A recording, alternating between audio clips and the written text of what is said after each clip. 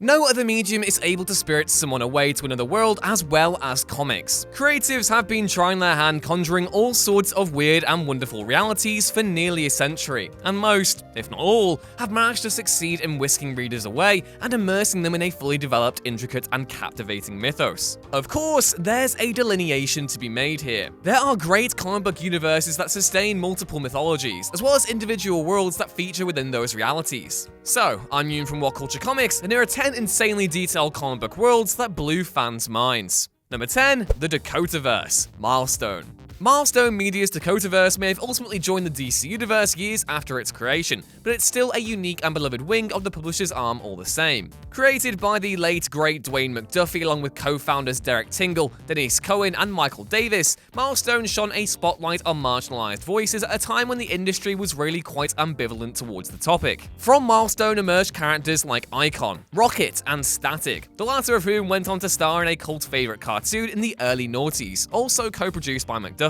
Centered entirely within the fictional city of Dakota, Milestone's Dakotaverse comics brought readers a modern relevant city into the superhero genre. It's a setting that's been criminally underutilized in the years since Milestone's acquisition, but one no less compelling all the same. Number 9, Cybertron, Marvel and IDW. The Transformers might be best known by the general public for their toys, TV shows, and big blockbuster films, but one thing most tend to forget is that they started out first in the pages of Marvel Comics. Sort of. Although the concept behind the Transformers was created years before they hit the American market, it fell to Dennis O'Neil and Jim Shooter to create the line of characters. O'Neil was the one who came up with the name of Optimus Prime, while Bob Budiansky would go on to flesh out the remaining Transformers and the overarching conflict between the noble Autobots and their sinister rivals, the Decepticons. It was Marvel who first established the tenets that the TV series would follow, and it's largely comics where the robots in disguise have been best explored. More recently, the task of expanding the mythology of the Transformers has fallen to IDW. They've done so in 2 universes, both of which are also connected into the wider Hasbro comic book universe, which, yes, is actually a thing,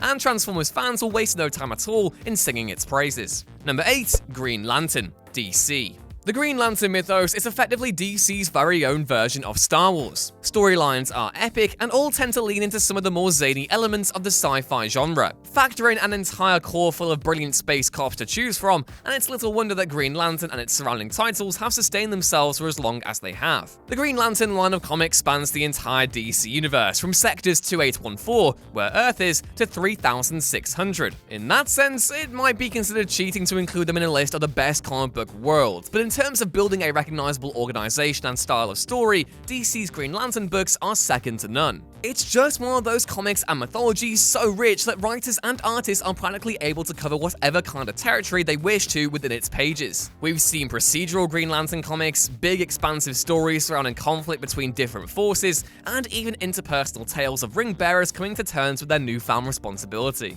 Number 7, Mega City 1, 2000 AD.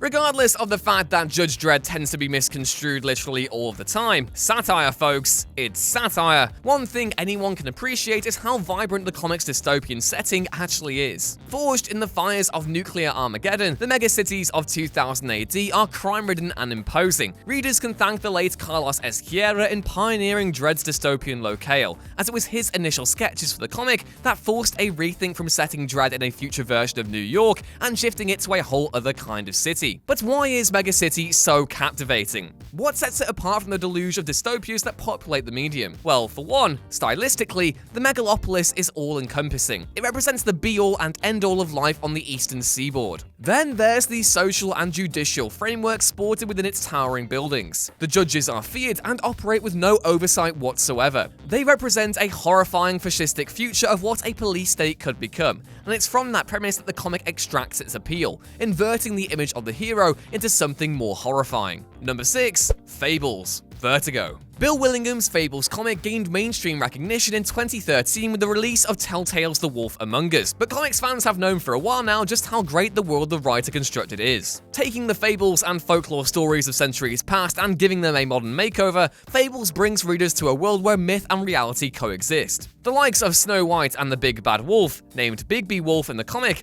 are all alive in the modern day, and they all live in a place called Fabletown, where the latter works as the sheriff. Featuring tales with a noir focus, Fables Marvel's broaches all kinds of genres and manages to reappraise literature's most established heroes and villains in a worthwhile manner, providing new spins on these characters by constantly pushing them forward, rather than dwelling on the old tales readers will undoubtedly be familiar with. It's all fully realized from top to bottom, and as most readers will attest, the more detailed the setting, the more immersive the story. Number 5. New York City. Marvel. It would have been easy enough just to say the Marvel Universe and just be done with it, but there are certain aspects of the main Marvel mythos that are more interesting than others. New York City, commonly seen as the foundation of the publisher's 616 continuity, is also one of the greatest worlds the medium has ever seen. What makes Marvel's version of NYC so absorbing is peculiar, because so much of its charm stems from the fact it's a real-life city. New Yorkers and visitors can walk through Times Square and recall reading a story where Spider-Man fought Electro, or the Fantastic Four fended off Galactus.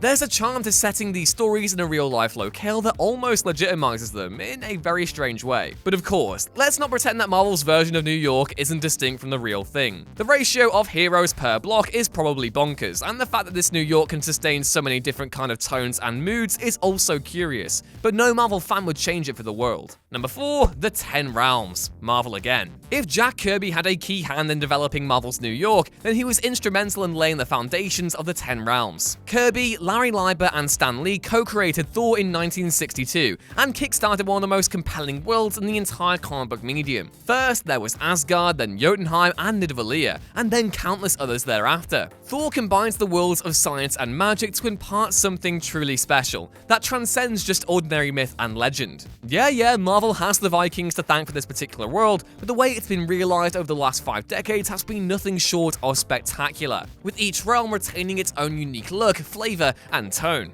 Number 3. Gotham City. DC. Gotham City is the DC Universe's little slice of Gothic Europe, and a locale that's managed to sustain a world of its own for decades. Pioneered by the likes of Bill Finger, Gardner Fox, and others, no city has undergone as big a transformation in the DCU than Gotham. For my money's worth though, the definitive version of Gotham will always be gothic and timeless. A surreal mix of retrofuturism and 19th century era horror that coalesce to impart something special, sort of what we saw in Batman the Animated Series. Tonally, Batman's world is almost peerless. Although derivative in certain respects, the city's changing landscape and inhabitants has ensured it never feels stale. The Dark Knight and his supporting characters, meanwhile, help ensure the locale's many contradictions somehow make sense. Batman can be tussling with the Joker after a murder spree, for instance, while at the same time the Boy Wonder could be pursuing a task far less macabre in nature. It doesn't work for everyone, but the marriage between light and dark, as well as past and present, has left readers with one of the most enjoyable settings in comics to date.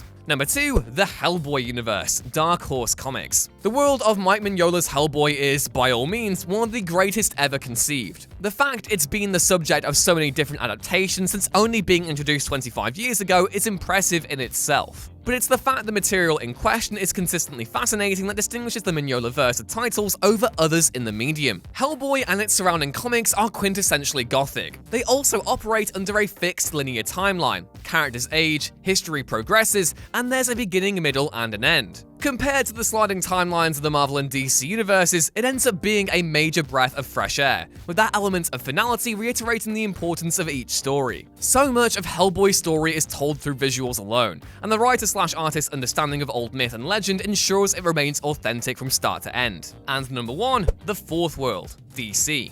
Jack Kirby is the king of comics for a reason. From the 1940s through to the 1970s, the writer/artist masterminded dozens of characters and worlds that would later form the bedrock of the superhero genre. From his mind came the likes of Captain America, alongside Joe Simon, the Fantastic Four with Stan Lee, and most of Marvel's beloved heroes. He did also, however, have a brief stint with DC. Leaving the House of Ideas at the beginning of the 70s, Kirby went to work for the distinguished competition and quickly fashioned a whole new world of his own, a fourth world, filled with new gods, monsters, and some of the most inspired characters and environments ever put to print. During this period, Kirby fashioned a new myth, that of the warring planets of New Genesis and Apocalypse. And from that, Kirby created a self-sustaining mythology that constantly manages to capture DC's readers. Whether they're reading the adventures of the Forever People or that of Mr. Miracle and Big Barda, Kirby's signature style has ensured the fourth world remains at the medium's pinnacle. Long may its reign continue.